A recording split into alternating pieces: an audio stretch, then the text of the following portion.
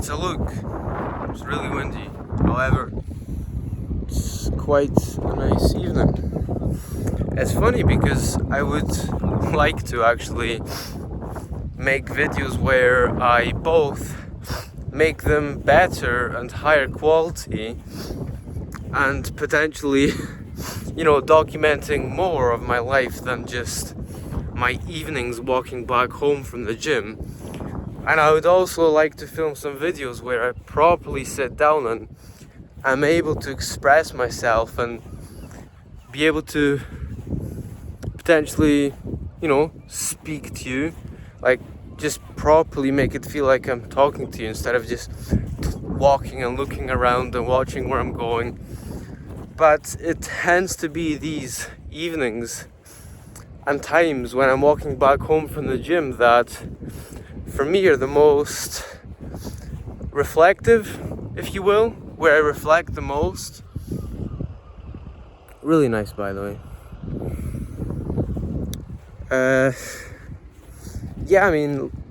It just seems so calm and seems like a really good time to film whenever I come back out from the gym, because on the way to the gym I'm just listening to an audiobook and then I come in and I think, well, why not film a quick video?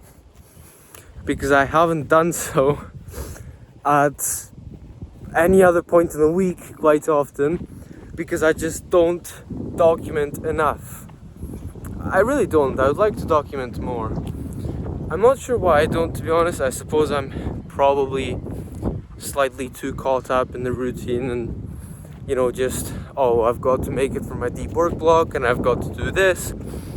But really, I know there's so much more of my life I would like to document, and mainly for, once again, documental purposes, yes, or documentary, whatever purposes, so I can have them and be able to look back on them and be grateful for, the journey, because it's so incredibly valuable to just have your journey, your losses, your setbacks, your failures, your successes, your wins documented, so that you can look back on them, for one, but two, so other people can look back on them and feel inspired, potentially, which is ultimately my goal here, because I want to document my journey to be able to, one, be able to look back on it myself in the future, two, build trust around my brand, and three, just inspire people with my journey.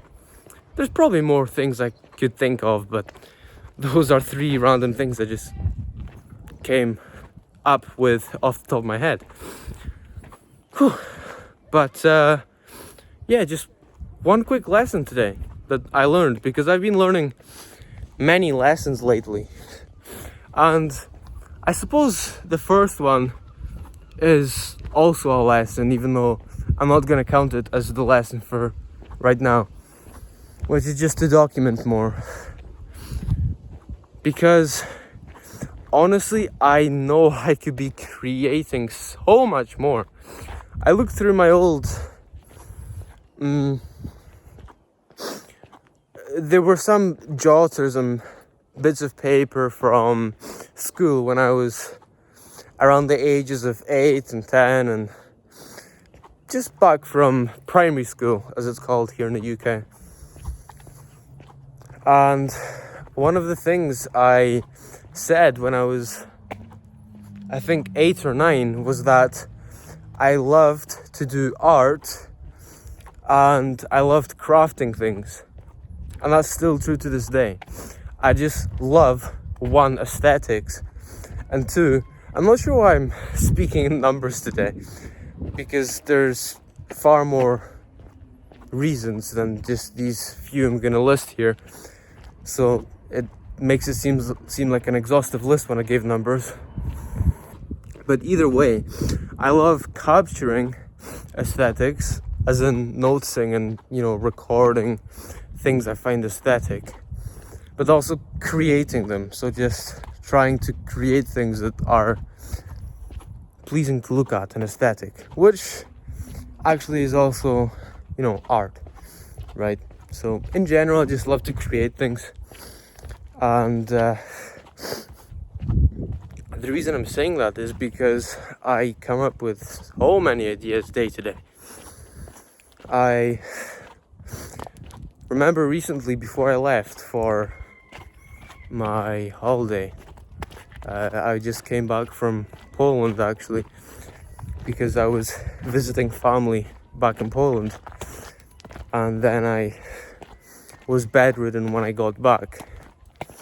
But I just went to the gym just now anyway. I'm kind of better, not 100%, but either way, I was reading and I just filled an entire page of my notebook in just like 20 minutes, just because, and like not trying. I wasn't trying, because I have this notepad. It's not a notebook, it's a notepad for ideas, raw ideas, which I then transfer across from there, from paper, and then write about them for, either my newsletter or for X or YouTube video ideas also potentially. And I have so many ideas because being an X creator, and I don't really like to box myself in as an X creator. I don't see myself as purely a writer or anything. I just am Fabian Bogan. But either way, because I do create on X, I see many people who struggle to come up with ideas, it seems. I see posts often where people say they've just run dry with ideas. They have no ideas what to write about. And even though right now I post twice a day, I never run out of ideas. It's interesting. And I'm actually scheduled out. I use Hype Theory for my scheduling on Twitter or X.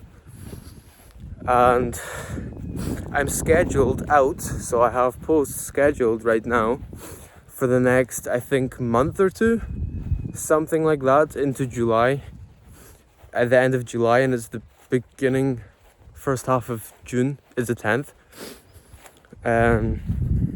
Yeah, so that's all to say. I have loads of ideas, so I have the potential to create. Maybe I should just create even more. But then again, I'm not a robot. There's a finite amount of things I can't create and a finite amount of time I do have. But nevertheless, I do think I could create more. Now, I will not forget the lesson I was going to share. I've not forgotten the lesson. And the lesson is that people love stories.